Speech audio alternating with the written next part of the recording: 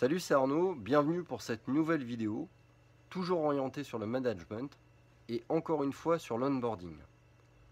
Aujourd'hui, nous allons voir comment établir une procédure d'onboarding. Pour qu'il soit efficace, il faudra écrire une feuille de route de cet onboarding. Il devra comprendre 3 éléments, un tronc commun, des options adaptées en fonction du collaborateur et des rencontres. En ce qui concerne le tronc commun, il faudra lister ce que toute personne qui rentre chez toi doit savoir. Le premier item, la mission de l'entreprise. Cela correspond à la raison d'être de ta pharmacie, où elle en est et ce vers quoi tu tiens à l'amener. Comment toi et ton équipe vous souhaitez l'y amener, comment vous souhaitez emmener ce nouveau collaborateur vers cette étape et quel est le délai que tu t'es fixé pour évoluer. Deuxième item, la culture et les valeurs de ta pharmacie. Même si la plupart de ces éléments ont déjà été évoqués lors de ton entretien, il est important de les montrer et d'en donner des exemples. Prends le temps d'expliquer les modes de communication interne, les rituels que tu peux avoir avec ton équipe ou que ton équipe peut avoir au sein de ta pharmacie, la politique sur les horaires, sur les congés et toutes les autres choses qui ont trait au fonctionnement de ta boîte. Troisième item, l'historique de ta pharmacie. N'hésite pas à raconter l'histoire de ta pharmacie. Cela permettra à ton collaborateur d'être embarqué dans l'aventure. Savoir d'où l'on vient est essentiel pour comprendre où l'on va. N'hésite pas à raconter les moments durs, les moments forts. N'hésite pas à créer une sorte de storytelling de ta pharmacie. Nouvel item, le business model de ta pharmacie. N'hésite pas à expliquer comment ta pharmacie gagne de l'argent. Ta politique sur la parapharmacie, le conseil, la gestion du médicament, la gestion au comptoir. Explique également les politiques commerciales. Aborde également les relations que tu peux avoir avec tes grossistes, avec les laboratoires ou avec d'autres collaborateurs médicaux. Nouvel item, les chiffres clés. N'hésite pas à montrer quels sont les indicateurs de ton activité, ce que tu es amené à surveiller en tant que manager, en tant que dirigeant d'entreprise. Parle-lui de la marge, de la fréquentation, du nombre d'ordonnances, par exemple. Montre ces indicateurs en expliquant leur intérêt et comment ils sont analysés. Ne donne pas de données brutes. Autre item, ta vision à moyen et long terme. Il s'agira cette fois-ci que le collaborateur comprenne où tu souhaites emmener l'évolution de ta boîte. Les enjeux de l'entreprise, les tendances actuelles, la concurrence, les évolutions réglementaires, l'apparition ou l'intégration de nouvelles missions. Autre item, l'organisation. N'hésite pas à établir un organigramme et pense à y inscrire ton nouveau collaborateur. Comme ça, il saura d'ores et déjà où est-ce qu'il se situe.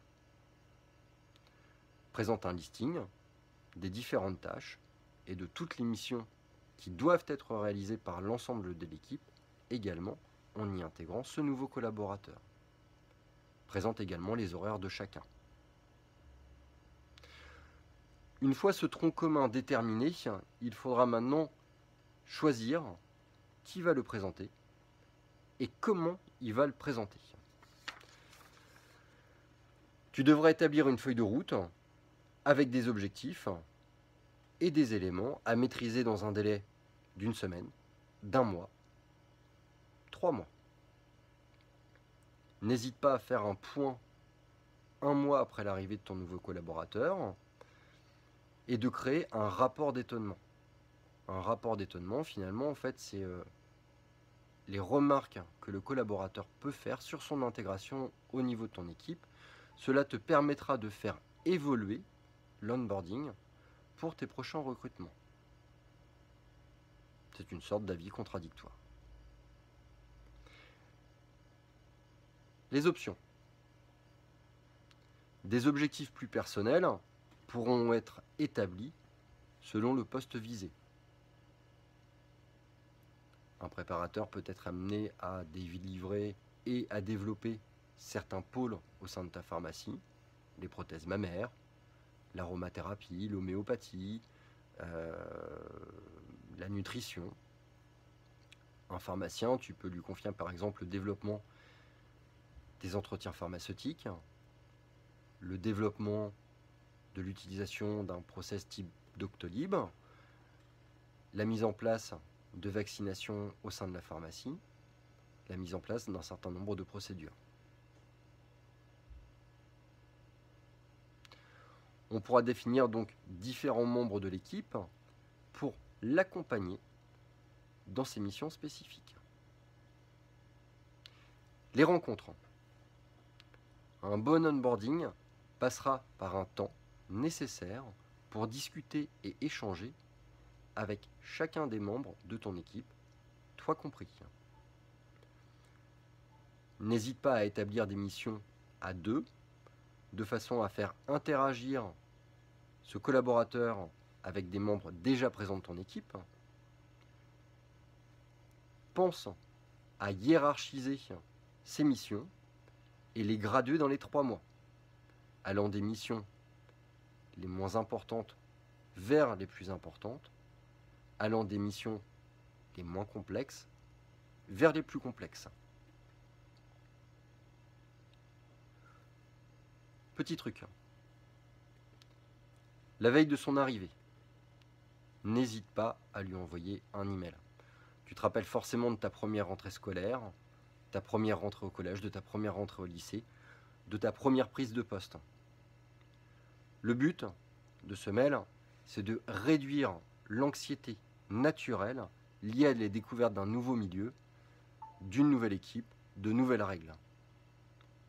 N'hésite pas dans ce mail à lui préciser son heure d'arrivée, son heure de départ, le style vestimentaire que tu attends au sein de ta pharmacie, les grandes lignes de sa première semaine et les principaux rituels de la journée par laquelle il va débuter.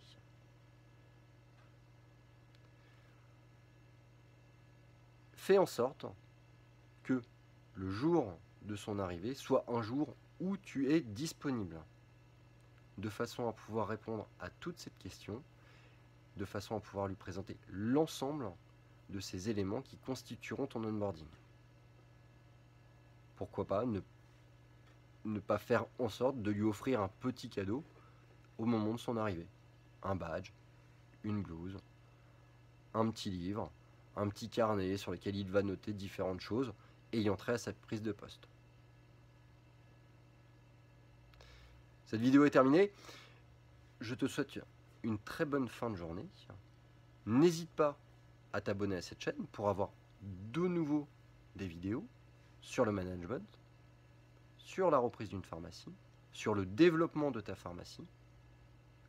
N'hésite pas également à laisser des commentaires sur des vidéos que tu aimerais voir, des sujets que tu aimerais que je traite et sur lesquels on pourrait encore discuter. À bientôt!